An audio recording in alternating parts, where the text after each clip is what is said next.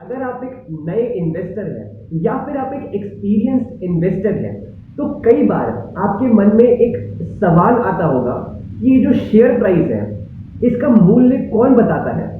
Market capitalisation किसी एक company का मूल्य उसकी कीमत कौन बताता है।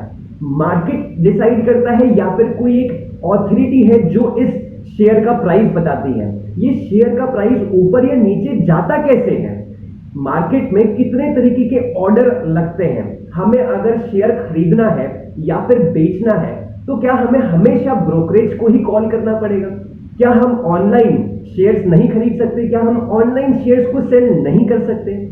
क्या सेक्टर इंडस्ट्री में बहुत अलग अलग तरीके के होते हैं। क्या मार्केट में energy materials health care financials real estate क्या ये सभी अलग अलग सेक्टर्स हैं। और अगर हाँ तो क्या इन सभी के जो रेट्स हैं वो एक दूसरे से मिलते हैं या कुछ अलग फीचर्स हैं या कुछ अलग चीजें हैं जो हमें पता होनी चाहिए इनके बारे में। ये सभी चीजें डिटेल में आज हम इस बेसिक्स ऑफ स्टॉक मार्केट के 5th वीडियो में डिस्कस करने वाले हैं। जैसे कि हमने शुरुआती वीडियोस में स्टॉक मार्केट के बारे में जाना, इनिशियल पब्लिक ऑफरिंग के बारे में जाना, म्यूचुअल फंड्स के बारे में समझा, इंडेक्स फंड के बारे में समझा। आज हम 5th वीडियो में ये समझेंगे कि अगर मुझे स्टॉक बाय करना है तो मेरे पास कितने तरीके के मार्केट ऑर्डर्स हैं, मैं कैसे बाय कर सकता हूं। और बाय करना तो ठीक है, लेकिन अगर मेरे मन में ऐसा ख्याल है कि अगर किसी एक स्टॉक का प्राइस अभी 400 रुपीज है और मुझे उस स्टॉक को 480 रुपीज पे परचेज करना है तो क्या मुझे पूरे दिन भर उस स्टॉक मार्केट में उस शेयर का प्राइस देखना होगा या फिर कोई एक ऐसा तरीका है कि ऑटोमेटिकली जैसे ही शेयर का प्राइस 480 जाए मेरा वो बाय लग जाए। क्या ऐसा पॉसिबल है। ये सभी चीजें हम विस्तार में और भी बहुत सारी चीजें इस वीडियो में समझने वाले हैं। नमस्कार आप सभी को, मेरा तहे दिल से नमस्कार। मैं शुभम बिष्ट स्वागत करता हूं आप सभी का इस YouTube चैनल में जिसका नाम है TYSN स्टॉक इन्फो। चलिए आज का इस वीडियो को शुरू करते हैं। सबसे पहले हम बात करेंगे मार्केट ऑर्डर्स के बारे में। स्टॉक मार्केट में अगर आप ट्रेड करना चाहते हैं, अगर आप शेयर्स को खरीदना या फिर बेचना चाहते हैं तो पुराने जमाने में ब्रोकर्स होते थे, ब्रोकरेजेस पे हम कॉल करते थे, ब्रोकर्स को कॉल करते थे और वो लोग हमारे लिए किसी एक ट्रेड को एग्जीक्यूट करते थे।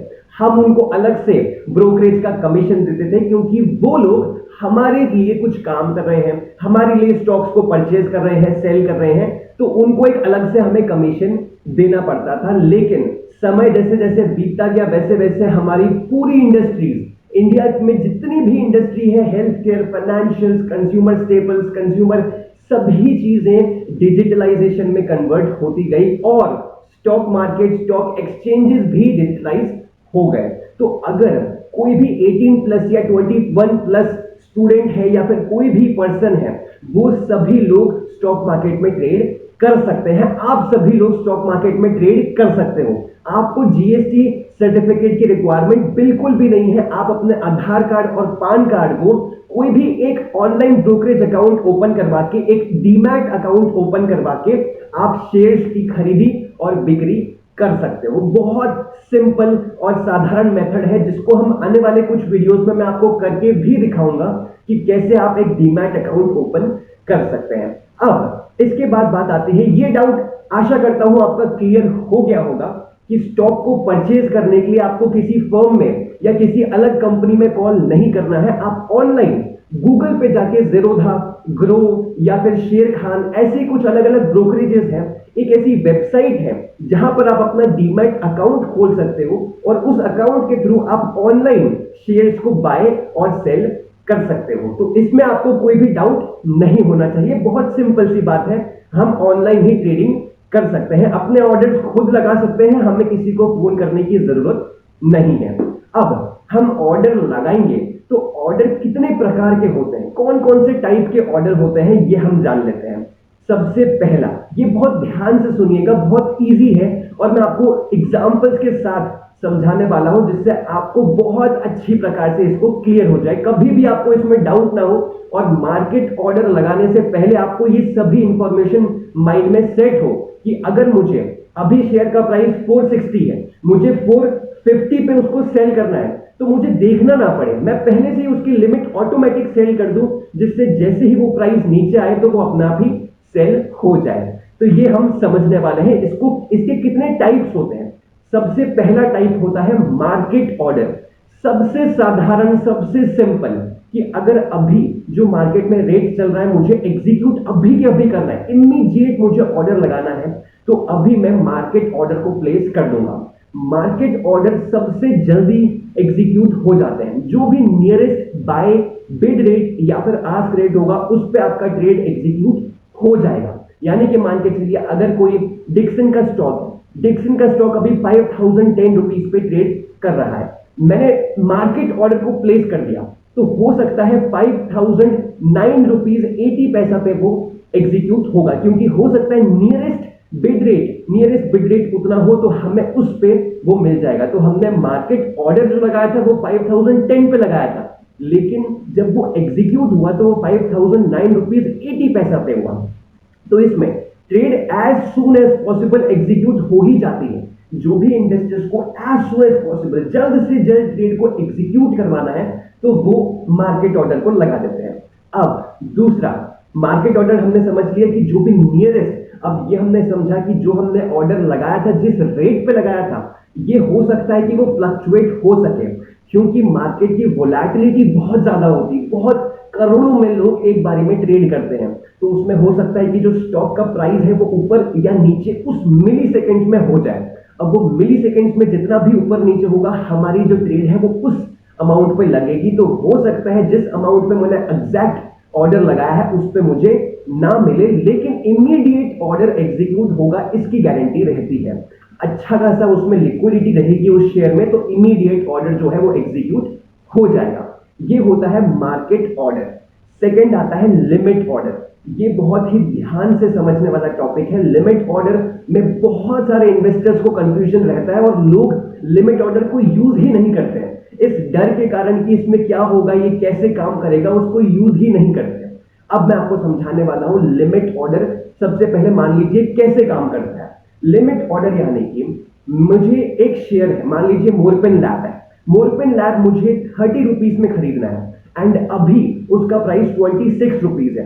अब मुझे नहीं पता कि वो ऑर्डर आज हो सकता है 28 तक ही जाए, या हो सकता है वो 35 तक जाए, या हो सकता है वो 60 चले जाए, जो कि पॉसिबल नहीं है, बट कोई भी प्राइस उसका हो सकता है। अब मेरी कोई मीटिंग है और मुझे उस मीटिंग में भी जाना है, तो मेरे लिए ये फिजिकली पॉसिबल नहीं है कि मैं शेयर को देखता रहूं, उसके प्राइस मूवमेंट्स को देखता रहूं। तो मैं क्या करूंगा, मैं लिमिट ऑर्डर लगा दूंगा। लिमिट ऑर्डर यानी कि जैसे ही वो शेयर का प्राइस 30 टच होगा, वो अपना आप ही एग्जीक्यूट हो जाएगा और मेरे जो डीमैट अकाउंट है उसमें शेयर्स आ जाएंगे। इसे कहते हैं, ये जो ऑटोमेटिक ऑर्डर्स है जो कि अभी एग्जीक्यूट नहीं होंगे, वो एक सर्टेन मिनिमम या फिर मैक्सिमम प्राइस जैसे ही शेयर का टच होगा, वो लिमिट ऑर्डर मार्केट ऑर्डर में कन्वर्ट हो जाएंगे और इंस्टेंटली वो ऑर्डर उस रेट पे एग्जीक्यूट हो जाएगा। अब ये जो लिमिट ऑर्डर है, इसके 4 प्रकार होते हैं, 4 टाइप्स ऑफ लिमिट ऑर्डर। हर एक इलेक्ट्रॉनिक एक्सचेंज पे या ब्रोकरेजेस पे होते ही होते हैं। हो सकता है किसी किसी में ना हो। अगर आपके ब्रोकरेज अकाउंट में ये नहीं है तो आप अपने ब्रोकर्स को या कस्टमर केयर को कॉल करके पूछ सकते हैं कि आप इस तरीके के ऑर्डर्स कैसे लगाएं। लेकिन ज्यादातर 80% ऑफ द केसेस में ऐसे ऑर्डर सभी ऑनलाइन ब्रोकरेज अकाउंट्स में होते हैं। ये फैसिलिटी सबको दी जाती है। पहला बाय स्टॉप, दूसरा बाय लिमिट, तीसरा सेल स्टॉप और चौथा सेल लिमिट। इसको हम एक एक करके समझेंगे। ये लिमिट ऑर्डर के 4 टाइप्स हैं, buy stop, buy limit, sell stop और सेल लिमिट। अब लिमिट ऑर्डर के इन 4 टाइप्स को समझने से पहले हम बिड और आस्क क्या होता है इसको समझने वाले हैं। बहुत ध्यान से सुनिएगा, हो सकता है आपको पहली बारी में समझ ना आए, क्योंकि मुझे भी जब ये कंसेप्ट मैंने शुरुआत में समझा था तो मुझे भी पहली बारी में तो समझ नहीं आया था। तो आप इसको बार बार रिवाइंड करके भी देख सकते हैं। अब से बिड और आस्क क्या होता है। बिड यानी कि बायर्स बोलियां लगाते हैं कि मुझे 5 लाख, 10 लाख, 20 लाख में चाहिए, बोलियां लगती है, यानी कि बायर बिड रेट्स बताता है। आस्क यानी कि जो सेलर है, जो बेच रहा है, वो कितने लोएस्ट रेट पे बेच सकता है, उसको कहते हैं आस्क। बिड यानी कि बायर जो है, जो खरीदना चाहता है, जो खरीदार है, वो कितना ज्यादा रेट पे खरीदेगा उसको कहेंगे bid rate. The highest price the buyer is willing to pay to purchase a security और एनी ऑब्जेक्ट। आस्क रेट यानी कि जो सेलर है वो कितने लोएस्ट प्राइस पे बेच सकता है या बेच रहा है उसे कहेंगे आस्क रेट। ये हो गया बिड एंड आस्क। सबसे पहला टाइप आता है सेल स्टॉप। सेल स्टॉप को हम एक उदाहरण के तौर पर समझते हैं। मान लीजिए ये सभी सिक्योरिटीज में से, स्टॉक मार्केट में अलग अलग सिक्योरिटीज होती हैं जैसे कि commodities, bonds, mutual funds, stocks. मान लेते हैं हम स्टॉक्स की बात कर रहे हैं।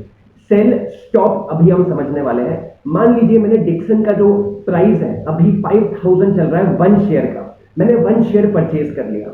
अब ये जो 5000 का प्राइस है मुझे आज लग रहा है कि मार्केट क्रैश होने वाला है और मुझे इसको 4500 पे सेल कर देना है। उससे ज्यादा लॉस मैं बियर नहीं कर सकता, इतना ही मेरा रिस्क टेकिंग कैपेबिलिटी है। तो उस केस में क्या होगा, मुझे पूरे दिन भर मार्केट को देखना पड़ेगा और ऐसा तो पॉसिबल है नहीं क्योंकि मुझे और भी काम है, मुझे और भी मीटिंग्स लेनी है। तो इस केस में मैं सेल स्टॉप का ऑर्डर लगाऊंगा। ये लिमिट ऑर्डर का पहला टाइप है सेल स्टॉप। सेल स्टॉप यानी कि एक ऐसा ऑर्डर जो कि तब एग्जीक्यूट होगा जब करंट मार्केट आस्क, जो लोग अभी बेचने को तैयार है, जिस लोएस्ट रेट पे सेलर बेचने को तैयार है, वो जब और नीचे गिरेगा और एक अमाउंट तक पहुंच जाएगा, तब जाके हमारा जो लिमिट ऑर्डर है वो कन्वर्ट हो जाएगा मार्केट ऑर्डर में। यानी कि मान लीजिए अभी शेयर प्राइस है 4900, मैंने लगाया है 4500 पे सेल स्टॉप। यानी कि अभी जो सेलर्स हैं वो लोएस्ट कितने रेट पे बेच रहे हैं, 4900 पे, और मुझे मेरी जो रिस्क टेकिंग कैपेबिलिटी है वो कितनी है, जब तक 4500 नहीं होता तब तक मैं रुक सकता हूं। तो उस केस में मैंने सेल स्टॉप ऑर्डर लगा दिया। तो ऐसे ऑर्डर विच इज प्लेस्ड, जो प्लेस होते हैं एट और below the current market ask, उसको कहते हैं सेल स्टॉप। तो अभी हमने समझा सेल स्टॉप। अब हम मूव करते हैं बाय स्टॉप पे। बाय स्टॉप ऑर्डर्स यानी कि बाय खरीदना, परचेज करना। परचेज हम तब करेंगे जब जो करंट मार्केट का जो बिड है, जिस रेट पे जो बायर है, जो खरीदार है, अभी बोलियां लगा रहे हैं, जब उस पे उससे ज्यादा रेट जाएगा तब मुझे उसको खरीदना है। तो बाय स्टॉप यानी कि एक ऐसा ऑर्डर, यानी कि ऐसा परचेज ऑर्डर जो तब एग्जीक्यूट होगा या होना चाहिए जब एट और अबव करंट मार्केट बिड, यानी कि अभी जो मार्केट बिड चल रहा है, अभी जो शेयर प्राइस चल रहा है, उससे ऊपर जब जाएगा तब जाके मेरा ये ऑर्डर जो है वो लिमिट ऑर्डर से मार्केट ऑर्डर में कन्वर्ट होना चाहिए। अब हम बात करते हैं थर्ड टाइप के बारे में। लिमिट ऑर्डर का third type sell limit. Sell limit यानी कि मुझे तब बेचना है, शेयर्स जो मेरे पास है मैं तब बेचूंगा एट और above the current market ask. अभी जो सेलर्स बेचने को तैयार हैं, जिस रेट पे अभी, जिस लोएस्ट रेट पे अभी सेलर्स बेचने को तैयार हैं, जब ये और ऊपर जाएगा एट और above the current market ask, उस टाइम पे मेरा जो ऑर्डर है वो मार्केट ऑर्डर में कन्वर्ट होना चाहिए और एग्जीक्यूट तुरंत हो जाना चाहिए। तो ये हो गया सेल की लिमिट, सेल लिमिट। अब आते हैं बाय लिमिट पे। बाय लिमिट यानी कि अभी जो बायर, जो खरीदार है, वो खरीदने को तैयार है, जब ये और नीचे आएगा तब जाके मुझे उसको परचेज करना है। तो इसका क्या मतलब हुआ, buy limit, a order to purchase a security. एक सिक्योरिटी यानी कि कोई भी स्टॉक, म्यूचुअल फंड, किसी को भी मुझे खरीदना है एट और below the current market bid. अभी जो बिड चल रही है उससे नीचे जब आएगा तब मुझे उसको खरीद लेना है। तो ये हो जाएगा बाय लिमिट। आशा करता हूं आपको ये चारों टॉपिक्स अच्छे से क्लियर हो जाएंगे। नहीं हुए तो आप एक और बार इसको रिवाइंड करके देख लीजिए, वापस से आपको अच्छे तरीके से समझ में आ जाएगा। अब बात करते हैं हम लोग थर्ड टाइप ऑफ ऑर्डर की। जो ऑर्डर्स लगते हैं मार्केट में, उसमें जो तीसरा टाइप है उसको कहेंगे ऑल और नन। ऑल और नन यानी कि मुझे डिक्सन के 1000 शेयर चाहिए और मैं 1000 ही लूंगा, मुझे 500 नहीं चाहिए। तो ये हाफ फिल नहीं होगा जब तक डिक्सन के 1000 शेयर्स खरीदने के लिए मुझे अवेलेबल नहीं होंगे, जब तक उतनी लिक्विडिटी नहीं होगी जिस रेट पे मुझे चाहिए, तब तक वो ऑर्डर एग्जीक्यूट नहीं होगा। तो इसको कहते हैं ऑल या फिर नन। या तो मुझे 1000 शेयर्स मिलेंगे या फिर एक भी नहीं मिलेगा। भले ही वहां पे 900 शेयर्स अवेलेबल क्यों ना हो, लेकिन मेरा जो ऑर्डर है वो तभी एग्जीक्यूट होगा जब मेरे 1000 शेयर्स मुझे मिलेंगे। अब चौथा जो टाइप है, फोर्थ टाइप, ऑल और नन के बाद फोर्थ टाइप आता है इमीडिएट और कैंसल। या तो अभी के अभी या फिर कभी नहीं। इमीडिएट और कैंसल यानी कि अभी जो मैंने ऑर्डर लगाया है उस मिली सेकेंड में, उस ड्यूरेशन में, बहुत कम शॉर्ट स्पैन ऑफ टाइम में जितने आ गए उतने मुझे चाहिए। अगर उतने शेयर्स नहीं मिलते हैं तो जितने भी शेयर्स आ गए उस ड्यूरेशन में उतने मुझे मिल जाने चाहिए। लेकिन अगर ये ऑर्डर एकदम जल्दी से एग्जीक्यूट नहीं होता है, मान लीजिए कुछ शेयर्स हैं, कुछ ऐसी कंपनी है जिसकी लिक्विडिटी इतनी नहीं है, तो शेयर्स जो है वो अभी जो खरीदार है जो बेच रहे हैं उसमें इतनी लिक्विडिटी नहीं आ पा रही है, तो एकदम जल्दी से वो ट्रेड एग्जीक्यूट नहीं हो पा रही है क्योंकि शेयर्स अवेलेबल ही नहीं है। तो उस केस में टाइम ज्यादा लगेगा। लेकिन मेरा अगर इमीडिएट और कैंसिल वाला ऑर्डर हुआ, IOC वाला ऑर्डर हुआ, तो फिर मुझे शेयर्स नहीं मिलेंगे और ट्रेड एग्जीक्यूट ही नहीं होगा। तो इसे कहते हैं इमीडिएट या फिर कैंसिल। अब बात करते हैं फिफ्थ टाइप के बारे में, फिल और किल। FIK, फिल और किल यानी कि ये ऑल और नन और इमीडिएट और कैंसिल का मर्जर है। यानी कि मुझे 1000 शेयर चाहिए और अभी के अभी चाहिए। अगर 1000 इसी ड्यूरेशन में नहीं अवेलेबल हो पाए तो मेरा FIK ऑर्डर जो है वो एग्जीक्यूट नहीं होगा, मुझे एक भी शेयर नहीं मिलेगा। तो ये ऐसे ऑर्डर्स के लिए होता है जिसमें मुझे बहुत जल्दी और इतने ही ऑर्डर चाहिए और दोनों कंडीशन फुलफिल एक साथ हो जानी चाहिए। तो इसे कहेंगे FIK, फिल और किल। अब आते हैं GTC पे। सिक्स्थ टाइप होता है GTC, गुड टिल कैंसल। यानी कि कोई एक ऐसी ट्रेड है जो मुझे एक X नंबर ऑफ डेज तक चलानी है और मोस्ट ऑफ द एक्सचेंजेस में ये 90 डेज से ऊपर नहीं होता है क्योंकि ब्रोकरेजेस जो होते हैं वो 90 डेज पे स्टॉप कर देते हैं। लेकिन मान लीजिए मुझे 30 डेज के लिए एक ट्रेड शुरू करनी है और 30 डेज तक वो चलनी चाहिए, तो GTC वैल्यू पे मुझे 30 लिखना होगा। GTC वैल्यू मुझे 30 फिक्स करनी होगी, तब जाके वो गुड, मतलब जब तक कैंसिल नहीं है तब तक अच्छा है, गुड टिल कैंसल्ड। तो वहां पर मुझे कोई भी एक ट्रेड जो X नंबर ऑफ डेज के लिए चलानी है वहां मैं GTC कर सकता हूं। गुड टिल कैंसिल के बाद आता है डे ट्रेड। डे ट्रेड यानी कि अगर GTC पे मैंने कुछ भी फुलफिल नहीं किया, मैंने GTC ट्रेड नहीं लगाई है, तो वो अपने आप 2-4 दिन, 5 दिन, 10 दिन तक ट्रेड ओपन नहीं रहेगी, वो ट्रेड एक्सपायर हो जाएगी उसी सेम ट्रेडिंग डे पे। मान लीजिए मैंने 3 बजे एक ऑर्डर लगाया और मैंने उसमें GTC वैल्यू नहीं डाली, मैंने उसको GTC ट्रेड नहीं बनाया, तो वो जैसे ही ट्रेडिंग डे एंड होगा उसी टाइम पे वो ऑर्डर भी एक्सपायर अपने आप हो जाएगा। तो अगर हम GTC ट्रेड नहीं लगाते हैं तो कोई भी ऑर्डर जो है वो अपने आप उसी ट्रेडिंग डे के खत्म होने पर एक्सपायर हो जाएगा अपने आप ऑटोमेटिकली। तो ये होता है डे ट्रेड। डे ट्रेड इसको कहते हैं GTC and then day trade. अब हम बात करेंगे स्टॉप लॉस ऑर्डर और स्टॉप लिमिट ऑर्डर की। ज्यादातर एक्सचेंजेस में, कोई भी एक्सचेंज जिसमें आप ट्रेड करना चाहें या फिर करते हैं या फिर सीखना चाहते हैं, कोई भी एक्सचेंज में आप देखेंगे तो यूजुअल लैंग्वेज में स्टॉप लॉस ऑर्डर लगाया जाता है। बहुत जगह पे आपको लोग कहते हुए मिलेंगे कि स्टॉप लॉस लगा दीजिए जिससे आपको ज्यादा लॉस ना हो, या आप कभी नहीं देख पाए तो आप लॉस से बच जाएं, एटलीस्ट वो ट्रेड ऑटोमेटिकली क्लोज हो जाए। स्टॉप लॉस क्या होता है? स्टॉप लॉस यानी कि एक सर्टेन प्राइस पे आने पर वो ट्रेड एग्जीक्यूट हो जाए, उसे कहते हैं स्टॉप लॉस। यानी कि मान लीजिए मैंने 5000 पे लिया और 5000 पे मैंने कोई शेयर लेकर मुझे ऐसा लगा कि अब मैं इसको देख नहीं सकता, मुझे लॉन्ग टर्म के लिए लेना है, बट हो सकता है वो 2 साल के बाद 3000 या 2500 भी टच हो सकता है। तो उस केस में मैं क्या करूंगा, इतना ज्यादा लॉस मुझे ना हो इसीलिए मैं 4300 पे स्टॉप लॉस लगा दूंगा। तो जैसे ही एक साल, मान लीजिए 1 साल या 1.5 साल में हो सकता है कुछ मार्केट क्रैश हुआ एंड वो एकदम से नीचे आया, तो मुझे उसको देखना नहीं पड़ेगा, अपने आप ही वो 4300 टच होते ही सेल हो जाएगा। तो उसे कहेंगे स्टॉप लॉस ऑर्डर। ये ज्यादातर एक्सचेंजेस में आपको स्टॉप लॉस के नाम से फील्ड वहां पर मिल जाएगी। स्टॉप लॉस अगर आप लगाते हैं तो अनएक्सपेक्टेड या अनसर्टेन लॉसेस से आप बच जाएंगे, सिक्योर हो जाएंगे, आपका जो रिस्क है वो सिक्योर रहेगा। अब बात करते हैं स्टॉप लिमिट ऑर्डर की।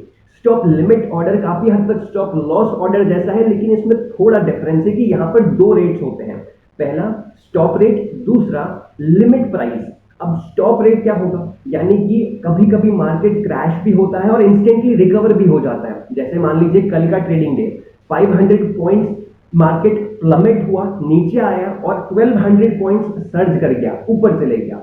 तो ऐसे केसेस में आप स्टॉप लिमिट ऑर्डर लगा सकते हैं, जहां पर आपको दो प्राइसेस देने होंगे।